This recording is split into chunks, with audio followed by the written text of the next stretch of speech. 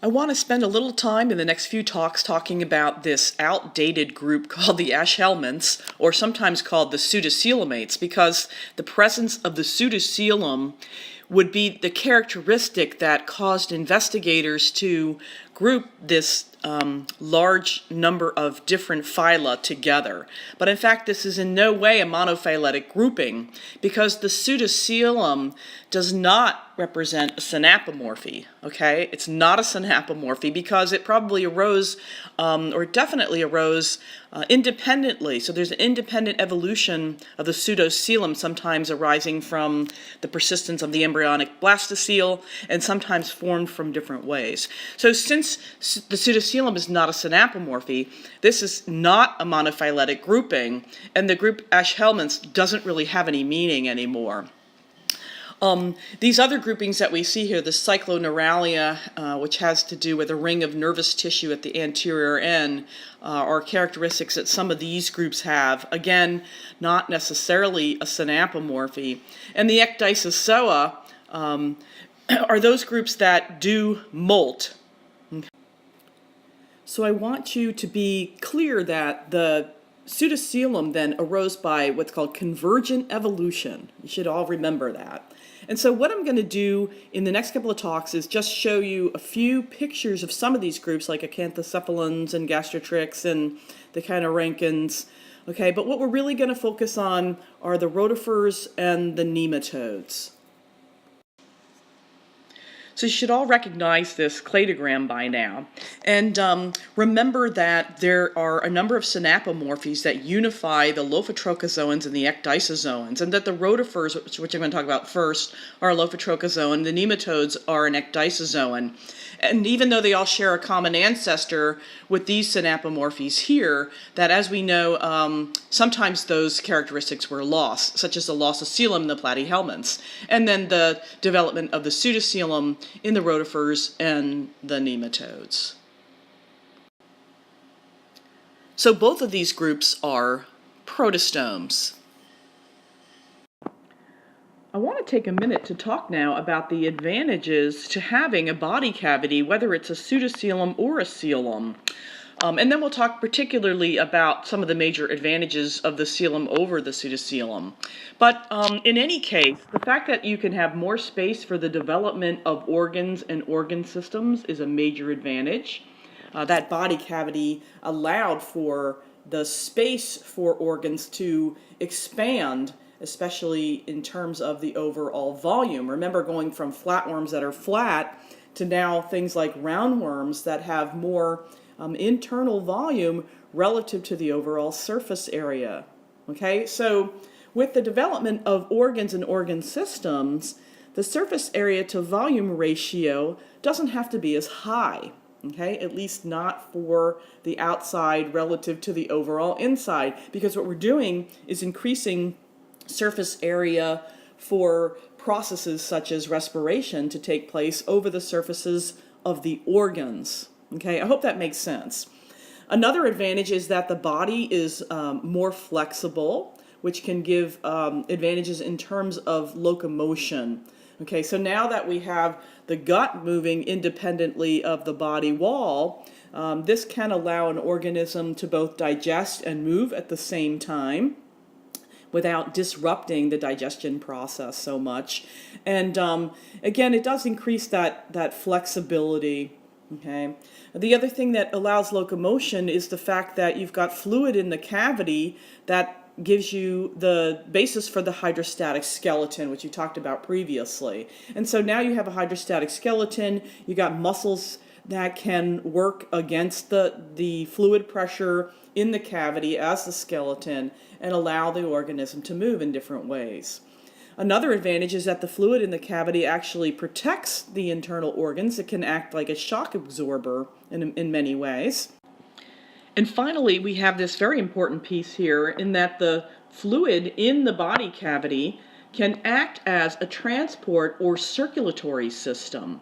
Okay, and so in the rotifers and in the nematodes, we're going to see that this circulatory system is what we call an open circulatory system. I'm going to talk more about that in a second.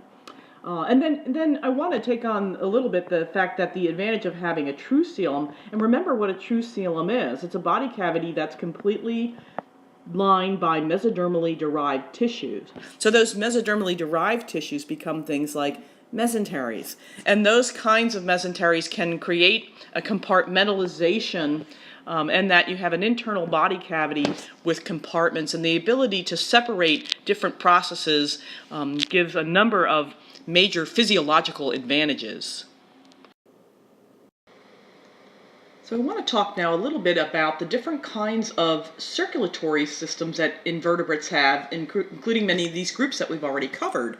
So in sponges and cnidarians, basically what they're doing is utilizing environmental water as their circulatory fluid, and this helps them exchange oxygen and carbon dioxide as well as distribute nutrients around the body. And now in the so-called pseudocoelomates, or the rotifers and nematodes, for example. And up here they're calling them blastocoelomates, because remember that the pseudocoelom can come from the persistence of the embryonic blastocele. And so people used to use this term blastocoelomate, but again, not all pseudocoeloms have risen this way, so that gets a little bit confusing. In any case, we have a different variety of open circulatory systems. So when I say open circulatory system, that's just to contrast it with what is called a closed circulatory system. And the only organism on this slide that has a closed circulatory system is this example of an annelid here, or an earthworm. And we're going to be talking about the annelids pretty soon. But basically what a closed circulatory system is a circulatory system that's completely enclosed within vessels.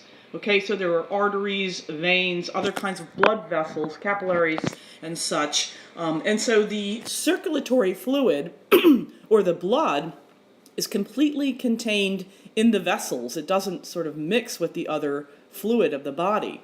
Whereas in an open circulatory system, what we have here in the case of arthropods, which again we're going to talk about later, is that the circulatory fluid spends some of its time inside vessels, but then these vessels are open-ended and the circulatory fluid dumps into the main body cavity.